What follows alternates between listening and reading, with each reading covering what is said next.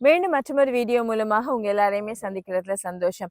2010ஆம் ஆண்டுக்கு பிறகு பிறந்த குழந்தைகளை கொண்ட பெற்றோருக்கு ரொம்ப இன்ட்ரெஸ்டிங்கான ஒரு தலைப்பு தான் நாங்க இன்னைக்கு டிஸ்கஸ் பண்ண போறோம்.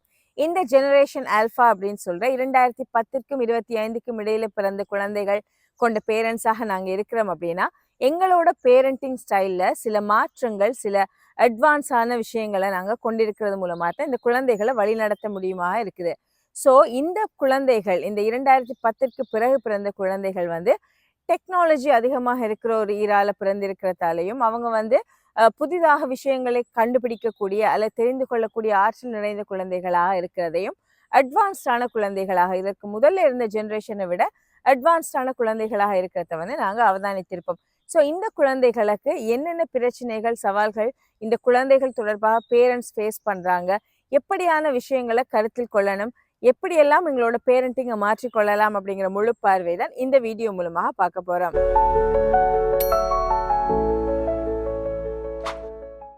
ஜென் ஆல்ஃபா அப்படின்னு சொல்ற 2010ற்கு பிறகு பிறந்த குழந்தைகள்ல பேரண்ட்ஸ் எதிர்நோக்கிற முக்கியமான பிரச்சனை தான் இந்த ஸ்கிரீன் அடிக்ஷனும் வீடியோ கேம் அடிக்ஷனும் அப்படின்னு சொல்லுவோம்.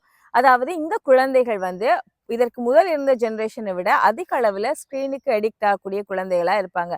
ரியல் லைஃப் எக்ஸ்பீரியன்ஸாக இருக்கட்டும், ஒரு புத்தகம் வாசிக்கிறது, சாதாரணமாகவே மற்ற குழந்தைகள் மாதிரி விளையாடுறது, இதுல இருந்து இந்த பிள்ளைகள் கொஞ்சம் குறைஞ்சிருப்பாங்க. அதே நேரம் எதற்கு எடுத்தாலும் ஒரு ஸ்கிரீன் தேவை, அடிக்கடி போர்டு அப்படின்னு சொல்றதாக இருக்கட்டும், அல்லது சாப்பிட்றதுக்குமே டிவியோ ஏதோ பார்க்கணும், இப்படியான விஷயங்கள் இந்த குழந்தைகள் அதிகம் ஆர்வம் காட்டக்கூடியவங்களா இருப்பாங்க.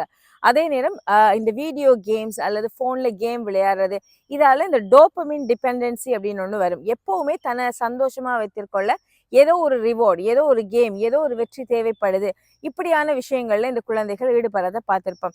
அடுத்த சிக்கல் தான் இந்த ஸ்கிரீன்ல வர்றது இந்த ரீல்ஸ் அல்லது ஷார்ட்ஸ், இப்படியான விஷயங்களுக்கு இந்த குழந்தைகள் அதிக அளவு ஈடுபாடு காட்டுறதாலையும், குவிக் அல்லது ஸ்பீட் பர்ஃபார்மன்ஸ் இருக்கிற அல்லது குவிக்காக ஒரு விஷயத்தை செய்யணும் அப்படின்னா அந்த வெயிட்டிங் டைம் அப்படிங்கிறது லெஸ்ஸாக இருக்கிறது. ஸோ இப்படியான விஷயங்களை இந்த குழந்தைகள் எதிர்நோக்குறதும் ஸ்கிரீன் அடிக்ஷன் அதிகமாகிறதுக்கும் இந்த டோபமின் டிபெண்டன்சிக்கும் இது ஒரு காரணமாக இருக்கும். அடுத்து இன்னொரு பிரச்சனையை நாங்கள் ஃபேஸ் பண்றது இந்த ஃபியர் ஆஃப் மிஸ்ஸிங் அவுட் அப்படின்னு சொல்லுவோம். இந்த குழந்தைகள் இந்த சோஷியல் மீடியாவில் வர்றதா இருக்கட்டும், அட்வர்டைஸ்மெண்ட்ல வர்றதா இருக்கட்டும், இதற்கெல்லாம் கூட எக்ஸ்போஸ் ஆகுறாங்க. ஏன்னா இதுக்கு முதல்ல இருந்த ஒரு ஜெனரேஷன் நாங்கள் டிவி மூலமாகத்தான் எதாவது பார்க்கக்கூடியவங்களாக இருந்தோம். ஸோ பேரண்ட்ஸோட இருந்து பார்க்கறது அல்லது ஒரு லாங் ஹை குவாலிட்டி கண்டென்ட்டுக்கு மட்டுமே எக்ஸ்போஸ் ஆன குழந்தைகளாக இருந்திருக்க வாய்ப்பு இருக்கு. ஆனா இந்த ஜென் ஆல்ஃபா குழந்தைகளை பார்த்தோம் அப்படின்னு சொன்னா, இவங்க எக்ஸ்போஸ் ஆகிற கண்டென்ட் எல்லாமே பெர்ஃபெக்ட் இதுதான் அப்படின்னு காட்டக்கூடிய கண்டென்ட்டுக்கு அதிகமாக ஆளாகிறாங்க.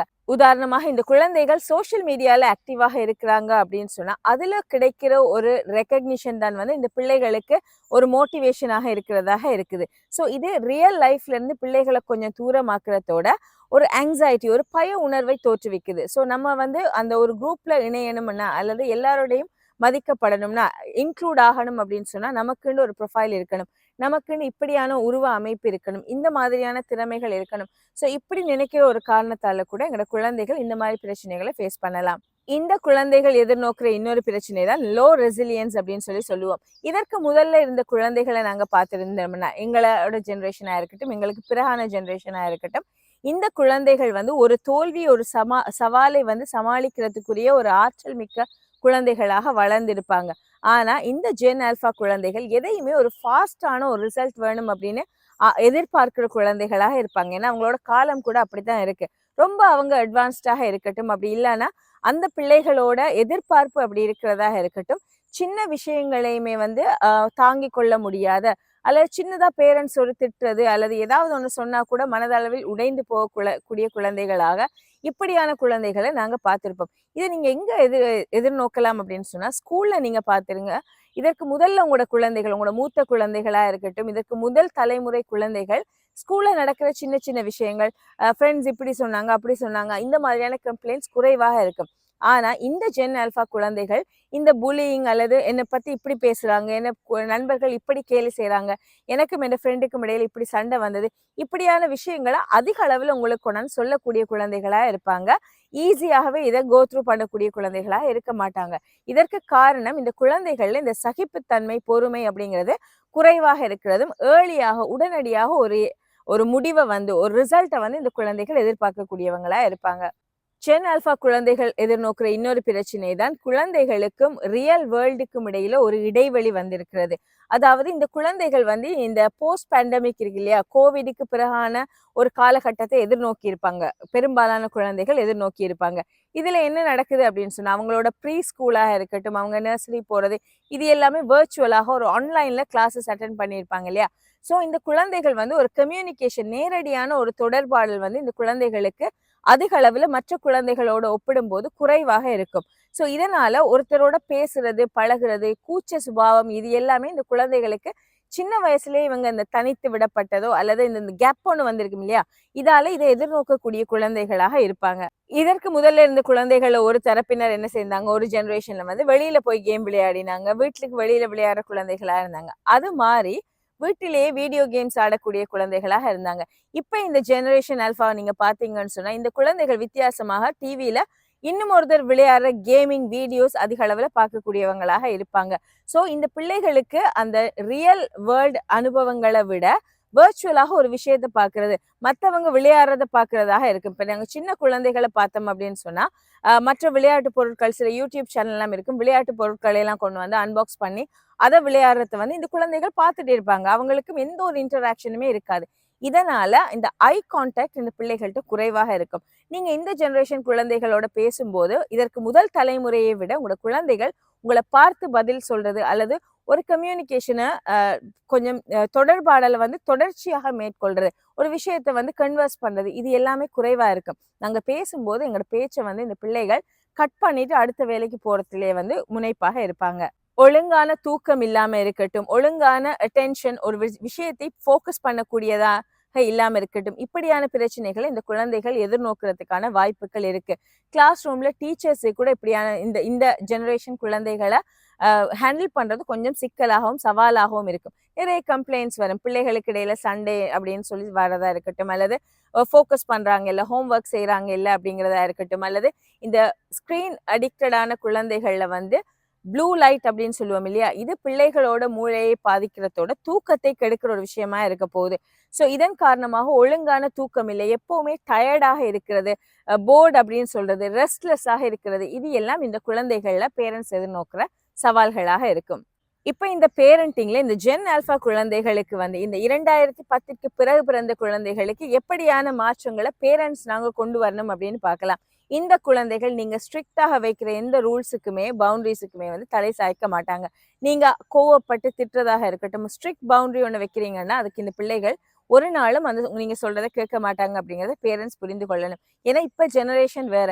ஸோ இந்த குழந்தைகளை நாங்க கொஞ்சம் ஃப்ரெண்ட்லியாகத்தான் அணுக வேண்டியதாக இருக்கும். ஃப்ரெண்ட்லி இந்த சென்ஸ், நீங்க இந்த பிள்ளைகளோட பேசும்போது நீங்க சரியான சின்ன வயசுல இருந்தே ஒரு ருட்டீனும் ஒரு பவுண்டரியும் வந்து கிளியராகவே இந்த குழந்தைகளுக்கு சொல்றது அவசியமா இருக்கும். அதே நேரம் இந்த பிள்ளைகளுக்கு நிறைய இந்த ஓப்பன் கம்யூனிகேஷனை எதிர்பார்க்கக்கூடிய குழந்தைகளா இருப்பாங்க. ஓப்பனாக எல்லா விஷயத்தையுமே டிஸ்கஸ் பண்ணக்கூடிய பேரண்ட்ஸாக, அல்லது வந்து இவங்க அட்வான்ஸ்டாக இருக்கிறதால அவங்களோட மொழியில பேசக்கூடிய பேரண்ட்ஸாக நாங்க மாறணும். அவங்க என்ன பாக்குறாங்க, அவங்களுக்கு என்ன இன்ட்ரெஸ்ட் இருக்கு, இது எல்லாம் கொஞ்சம் ஒரு எக்ஸ்ட்ரா எஃபர்ட் போட்டு நாங்க கட்டாயம் தெரிந்து கொள்ளணும். இந்த குழந்தைகள் வந்து மற்றவங்களோட நேரடியாக தொடர்பாடல் அல்லது அவங்களோட பழகுற வாய்ப்புகள் குறைந்த குழந்தைகளாக இருக்கிறதால இந்த இமோஷனல் ரெகுலேஷன் அப்படிங்கிற உணர்வுகளை கண்ட்ரோல் பண்ண கொள்ளக்கூடிய அல்லது அவங்களோட ஃபீலிங்ஸை ரெகுலேட் பண்ணக்கூடிய ஆற்றல் அல்லது அதற்கு எடுக்கும் நேரம் வந்து மற்ற குழந்தைகளை விட இவங்க கூட இருப்பாங்க.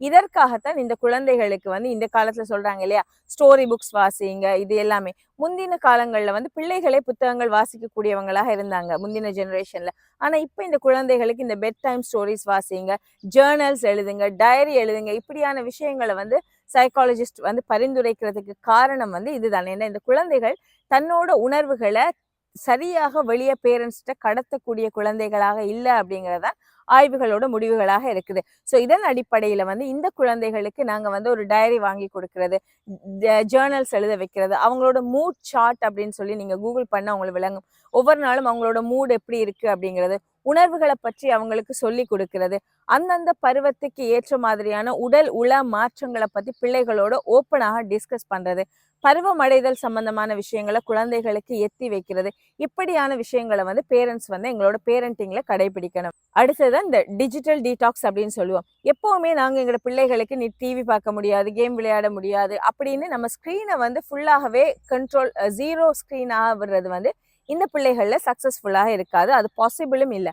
ஸோ இந்த இடத்துல வந்து உங்களோட பிள்ளைகளுக்கு சரியான கண்டென்ட் என்ன அப்படிங்கிறத நீங்க தெரிவு செய்து கொடுக்கறதா இருக்கட்டும், அல்லது அவங்களோட ஸ்கிரீன் டைமை வந்து ரெகுலேட் பண்றது, இந்த நேரம் தான் அப்படின்னு சொல்றது, என்ன கண்டென்ட் பார்க்குறாங்க அப்படிங்கிறத நீங்க ஆப்ஸ் மூலமாகவோ ஹிஸ்டரி செக் பண்ணுவது மூலமாகவோ நீங்க மானிட்டர் பண்றது, இப்படியான விஷயங்களாக இருக்கட்டும். அடுத்தது பிள்ளைகளுக்கு இந்த ஸ்கிரீன் ஃப்ரீ டைமை நாங்கள் இன்ட்ரடியூஸ் பண்றது, அதாவது எங்களோட குழந்தைகளை நாங்கள் சமைக்கிறப்போ ஒரு சமையலில் ஈடுபடுத்தி கொள்வது, வீட்டு வேலைகளில் ஈடுபடுத்தி கொள்வது, ஸ்கில்ஸை டெவலப் பண்ணுறது, விளையாட்டுக்கு அனுப்புறது.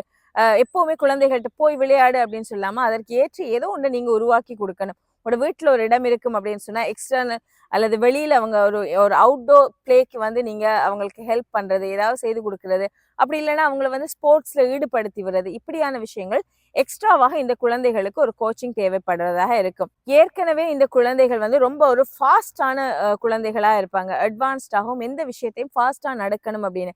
ஸோ நீங்க எக்ஸ்ட்ரா ஒரு எஃபர்ட் போட்டு இந்த பிள்ளைகளோட டேயை வந்து ஸ்லோ டவுன் பண்ணணும். அதாவது ஓவர் ஸ்கெட்யூல் பண்ணாம பிள்ளைகளை வந்து நிறைய கிளாஸஸுக்கு அனுப்புற பேரண்ட்ஸை பார்த்துருப்போம்.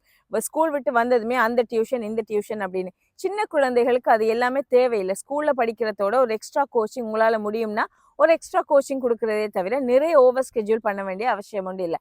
ஸோ இந்த மாதிரி அவங்களோட டேயை கொஞ்சம் ஸ்லோ பண்ணி விளையாடுறதுக்கும் இண்டிபெண்டாக திங்க் பண்றதுக்கும் அதே நேரம் வந்து கிரியேட்டிவாக ஒரு விஷயத்தை அவங்களே செய்யறதுக்குமான நேரத்தை ஒதுக்குறது பேரண்ட்ஸோட கட்டாய கடமையாக இருக்கும். ஸோ அதற்கு ஏற்ற மாதிரி இந்த வீட்டில் இருக்கிற பொருட்களை கொண்டு அவங்க ஏதாவது ஒன்று ஒரு கிராஃப்டை செய்யறது, இப்படியான விஷயங்களை வந்து என்கரேஜ் பண்ணலாம்.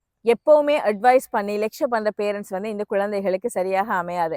நாங்க ஒரு நல்ல ரோல் மாடலாக இருக்கணும். நம்ம வந்து சொற்களை விட செயல்களால நாங்க செய்து காட்டணும். நம்ம ஸ்கிரீன் டைமை குறைச்சி கொண்டோம்னா பிள்ளையும் வந்து அதை பார்த்து கற்றுக்கொள்ளும். நாங்க புக் வாசிக்கிறோமா பிள்ளையும் வாசிக்க ஆரம்பிக்கும். இப்படியான விஷயங்களை நாங்க எங்களோட பிஹேவியர்ஸ்ல மாற்றங்களை கொண்டு வர்றது மூலமாகவும் இந்த குழந்தைகளுக்கு சரியான ஒரு ரோல் மாடலாக இருக்கலாம். இந்த வீடியோ மூலமாக நாங்க டிஸ்கஸ் பண்ண விஷயங்கள் எல்லாமே இந்த 2010க்கு பிறகு பிறந்த குழந்தைகளை கொண்ட பெற்றோருக்கு ரொம்ப யூஸ்ஃபுல்லாக இருந்திருக்கும் அப்படின்னு சொல்லி நம்புறேன். மற்றும் ஒரு வீடியோ மூலமாக மற்றும் ஒரு நல்ல தலைப்போடு உங்களை சந்திக்கிற வரைக்கும் விடை பெறுகிறேன். நன்றி.